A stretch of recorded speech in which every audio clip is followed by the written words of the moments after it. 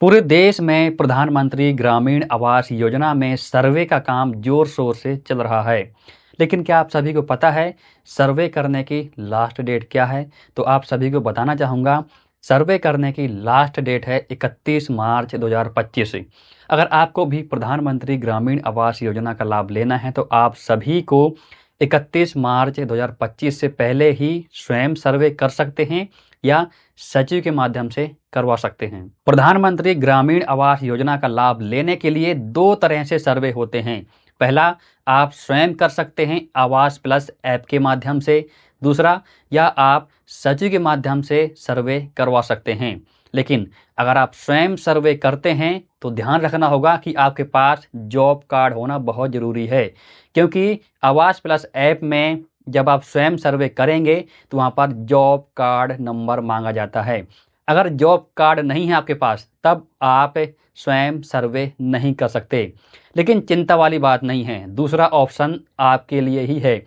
आप अपने पंचायत के सचिव के पास जाइए, उनसे बोलिए, सचिव ही आपका सर्वे कर देगा बिना जॉब कार्ड नंबर के।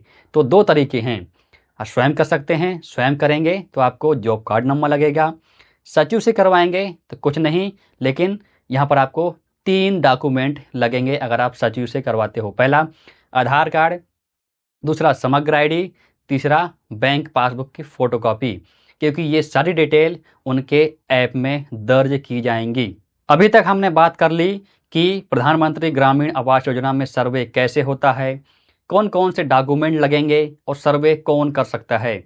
अब बात कर लेते हैं कि पात्रता क्या क्या होगी, क्योंकि ग्रामीण आवास योजना का लाभ लेना है तो इसकी कुछ पात्रताएं भी हैं, वो हम आगे डिस्कस करने वाले हैं। और वीडियो के लास्ट में हम जानेंगे यदि आप स्वयं सर्वे करोगे तो किस ऐप के माध्यम से होगा, कौन कौन से स्टेप फॉलो होंगे। तो चलिए शुरू करते हैं। प्रधानमंत्री ग्रामीण आवास योजना का लाभ लेने के लिए यहाँ पर कुछ पात्रताओं की शर्तें दी गई हैं।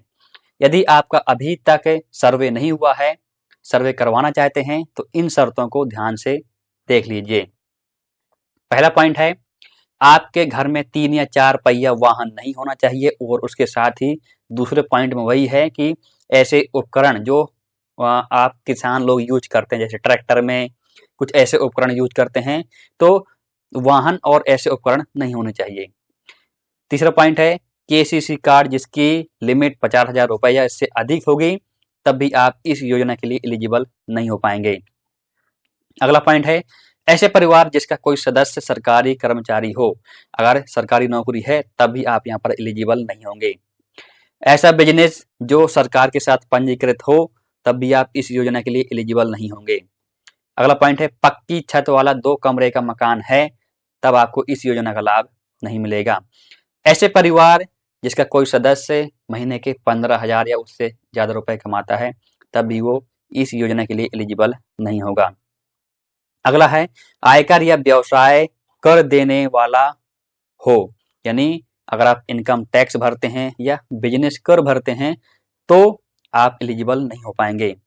2.5 एकड़ या उससे अधिक सिंचित भूमि का मालिक ना हो, ठीक है, आपके पास 2.5 एकड़ या उससे अधिक की सिंचित भूमि है तब आप एलिजिबल नहीं हो पाएंगे। 5 एकड़ या उससे अधिक असिंचित भूमि का मालिक ना हो, अब यहाँ पर 5 एकड़ या उससे अधिक जो असिंचित भूमि है उसका मालिक ना हो। अगर इनमें से आपके पास कुछ भी नहीं है तभी आपका सर्वे होगा, अप्रूव होगा और आपको प्रधानमंत्री ग्रामीण आवास योजना का लाभ मिलेगा। प्रधानमंत्री ग्रामीण आवास योजना का लाभ लेने के लिए अगर आप स्वयं सर्वे करना चाहते हैं तो यहाँ पर आपको 2 ऐप की जरूरत पड़ेगी। पहला है आवास प्लस 2024, दूसरा है आधार फेस आरडी ऐप, ठीक है। तो आवास प्लस ऐप आपको pmayg.nic.in पर जाएंगे तो वहां से आप आवास प्लस ऐप डाउनलोड कर सकते हैं, ठीक है। उसके साथ ही प्ले स्टोर पर आपको आधार फेस आरडी ऐप मिल जाएगा या इसी वेबसाइट से आप इसको भी डाउनलोड कर सकते हैं। दोनों ऐप डाउनलोड करना बहुत ही जरूरी है। ये स्टेप 1 हो गया। स्टेप 2 में फेस ई केवाईसी करें और पिन सेट करके लॉगिन करें। आवास प्लस ऐप ओपन होगा तो वहां पर पहले फेस ऑथेंटिकेट होगा, जो आधार फेस आरडी ऐप के माध्यम से होगा, पिन सेट होगा, उसके बाद आप ऐप में अंदर चले जाएंगे। स्टेप 3 में सर्वे एप्लीकेशन भरें। उसके लिए पहला ऐड एडिट सर्वे पर जाएंगे, मांगी गई सभी जानकारी भरेंगे, जैसे कि जॉब कार्ड नंबर और आपकी पर्सनल डिटेल, एड्रेस, तमाम चीजें आपको वहां पर भरनी पड़ेंगी। पुराने घर की 2 फोटो अपलोड और रिमार्क में कच्चा घर लिखें। ठीक है, घर निर्माण का विकल्प, जानकारी जांचें और आगे बढ़ें। स्टेप 3 हो गया। चौथे स्टेप में डेटा अपलोड करें। अब ये मेन चीज है कि आपने फॉर्म तो भर लिया, अब उस फॉर्म को सबमिट करना है और उसको सर्वे में अपलोड भी करना है। तो अपलोड सेव्ड सर्वे डेटा पर क्लिक करें और एप्लीकेशन अपलोड करें। रेफरेंस नंबर आपको मिल जाएगा, उसको नोट करके रख लीजिए। अब आप सोचेंगे ये रेफरेंस नंबर क्या है। जब 31 मार्च 2025 के बाद लिस्ट निकलेगी तो आप ये जो है ना वेबसाइट pmayg.nic.in, यहाँ से जब लिस्ट निकलेगी तो आप अपना रेफरेंस नंबर डाल करके लिस्ट में से नाम चेक कर सकते हो। रेफरेंस नंबर रहेगा तब आप जल्दी चेक कर पाओगे, वरना आप पंचायत के रूप में वहां पर आपको सारी लिस्ट मिल जाएगी। ठीक है, तो यहाँ पर हमने सब कुछ सीख लिया कि प्रधानमंत्री ग्रामीण आवास योजना क्या है, कौन कौन से डॉक्यूमेंट लगने वाले हैं, सर्वे किस तरह से होता है, स्वयं सर्वे कैसे कर सकते हैं, और सचिव के माध्यम से अगर सर्वे होता है तो कौन कौन से डॉक्यूमेंट लगने वाले हैं। ये सारी चीजें मैंने आप सभी को बता दी हैं।